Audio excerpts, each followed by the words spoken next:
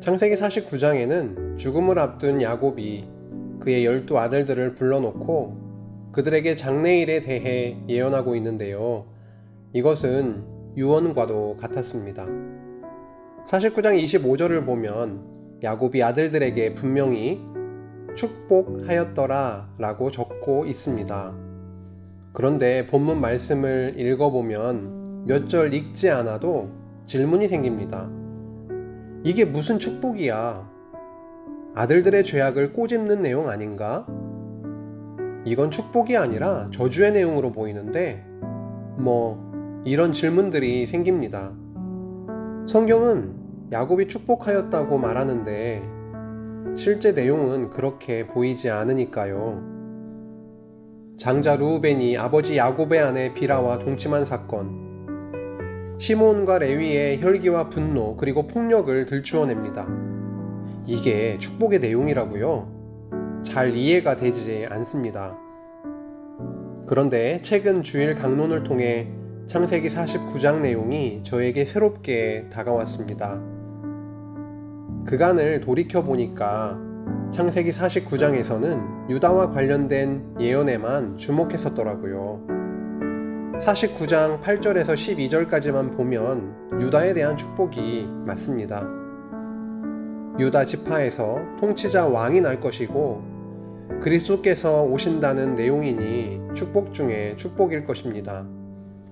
그러나 전체적으로 보면 한 바구니에 담기 힘든 내용들로 느껴지죠. 그런데 과연 그럴까요? 우리는 일반적으로 축복이라고 하면 그 내용이 긍정적인 것이라고 생각합니다. 그래서 건강, 경제적 여유, 승진은 축복과 잘 연결된다고 느낍니다. 그러나 질병, 범죄, 고난은 왠지 축복과는 어울리지 않는 내용이라고 생각합니다. 그래서 창세기 49장을 야곱의 축복으로 이해하기가 힘이 든 것입니다. 하나님께서 우리에게 이 세상에서 아무리 좋은 것들로 채워주셔도 그것이 우리에게 당연한 것이 되는 순간 그것은 복이 아니라 독이 됩니다. 우리는 허물과 죄 많은 자들임에도 불구하고 자신의 의를 내세우며 이 정도면 괜찮은 사람이지 라고 생각하는 순간 더 이상 은혜란 없습니다.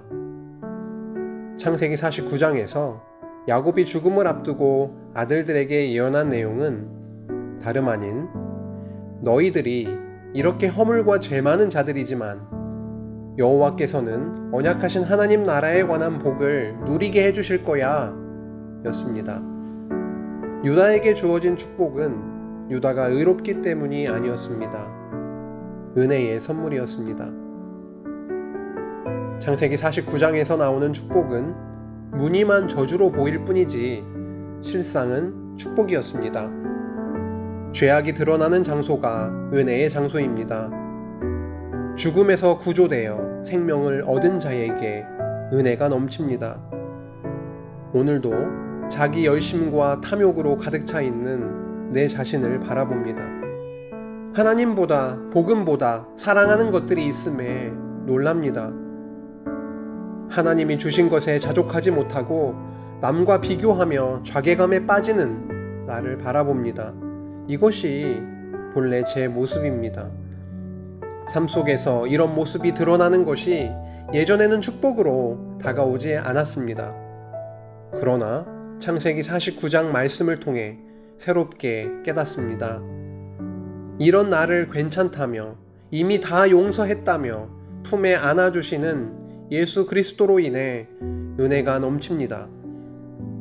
그리스도를 의지하지 않고 살 수 없는 환경은 믿음의 눈으로 보면 저주가 아닌 축복임을 기억합니다. 오늘 하루도 저주처럼 보이는 녹록지 않은 삶의 현장 속에서도 하나님의 넘치는 은혜를 맛보며 얼굴에 미소가 번지는 시간 되게 하시길 소망합니다. 아멘.